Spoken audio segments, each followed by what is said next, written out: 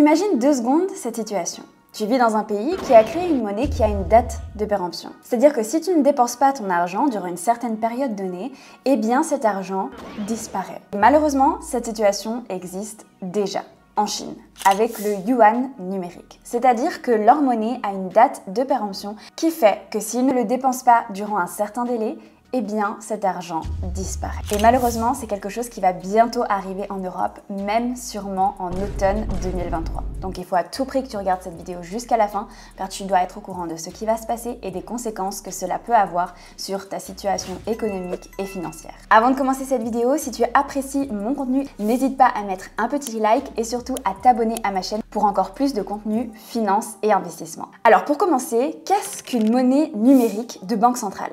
Je suis sûre que vous avez déjà entendu parler des crypto-monnaies comme le Bitcoin, l'Ethereum, etc. Là, on est un peu sur le même principe. Sauf que contrairement au Bitcoin et l'Ethereum qui sont totalement décentralisés, c'est-à-dire qu'il n'y a pas d'autorité au-dessus, les monnaies numériques de banque centrale sont des monnaies numériques créées par les banques centrales et contrôlées par les banques centrales. Actuellement, on a la monnaie fiduciaire, c'est-à-dire qu'elle est présente sous forme physique, donc les pièces ou encore les billets, et la monnaie numérique, elle, sera totalement dématérialisée et programmée par les banques centrales de différents pays. Il n'y aura donc plus de forme physique de la monnaie. Et ces monnaies numériques, c'est pas quelque chose de nouveau et c'est surtout une des priorités pour énormément de pays dans le monde actuellement. 114 pays dans le monde sont en train de développer leur monnaie numérique et ces 114 pays représentent plus de 95% du PIB mondial. C'est-à-dire que d'ici quelques années, l'euro, le dollar, le franc suisse, comme tu le connais, pourraient bien être remplacés par des monnaies totalement numériques et donc totalement dématérialisées. Il y a actuellement déjà 11 pays qui ont lancé leur monnaie numérique, comme les Bahamas, la Chine, le Nigeria ou encore la Jamaïque. Alors, tu dois sûrement te poser la question, pourquoi lancer des monnaies numériques alors qu'on a déjà tous sur notre téléphone de l'argent? On peut payer avec notre téléphone, on peut envoyer de l'argent instantanément, etc. La réalité, c'est qu'actuellement, on n'envoie pas vraiment de l'argent, mais on envoie des claims, des réclamations. C'est-à-dire, c'est comme si on envoyait un message à la banque pour dire qu'on en veut envoyer de l'argent de cette banque-ci, donc par exemple la nôtre, à notre meilleur ami.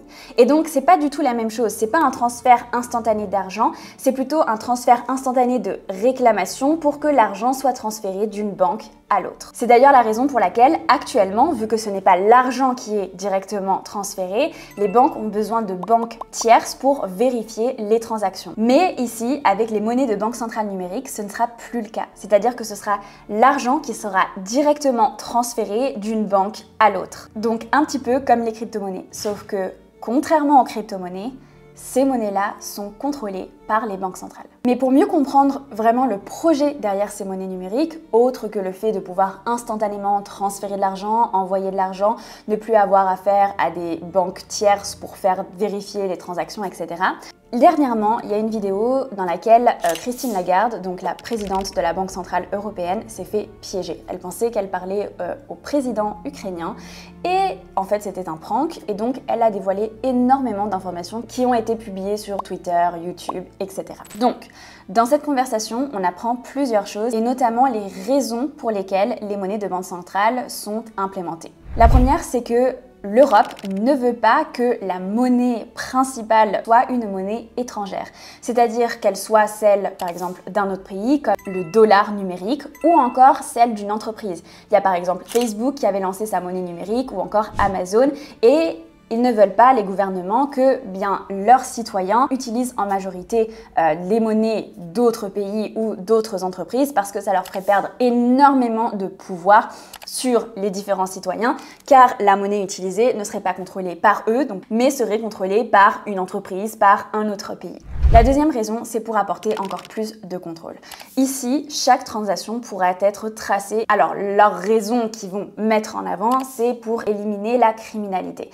Elle dit dans la vidéo qu'ils pensent peut-être ne pas mettre de contrôle en dessous de 300 à 400 € de transfert, sauf qu'elle précise aussi que les derniers attentats terroristes ont été financés par justement des petites sommes comme ceci, et donc il y a de grandes chances qu'en fait tout soit contrôlé. C'est-à-dire que le gouvernement, les banques centrales, les différentes banques pourraient voir chacune de tes transactions, chacune de tes dépenses. Et ça, c'est extrêmement dangereux. D'autant que, en fait, notre argent serait lié à notre identifiant numérique, un peu comme notre carte d'identité numérique, qui serait elle aussi liée à notre social score.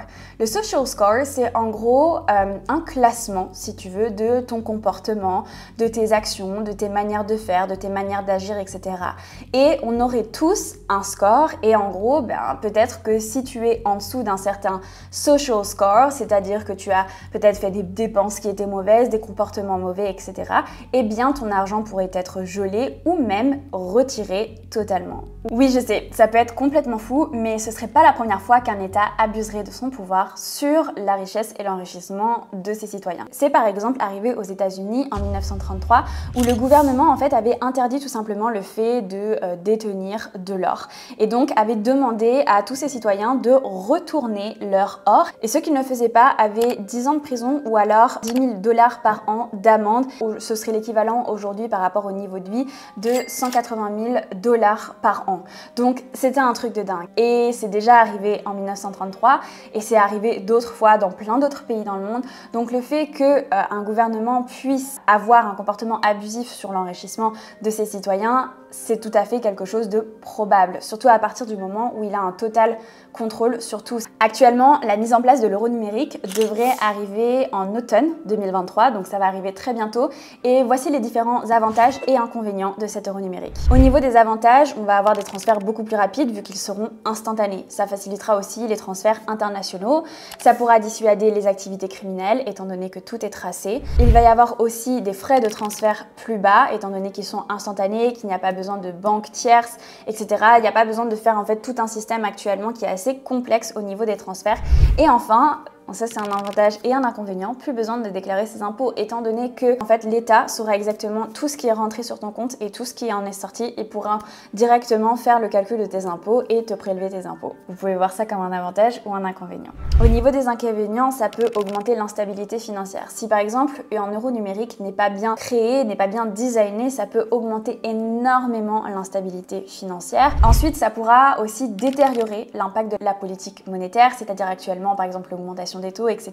pour réduire l'inflation. Ça pourrait entraîner des soucis opérationnels, pareil si c'est mal designé, voilà, s'il y a des erreurs, etc. Si votre social score il a mal été évalué et que d'un coup vous avez voilà, plus d'argent pour XY raison.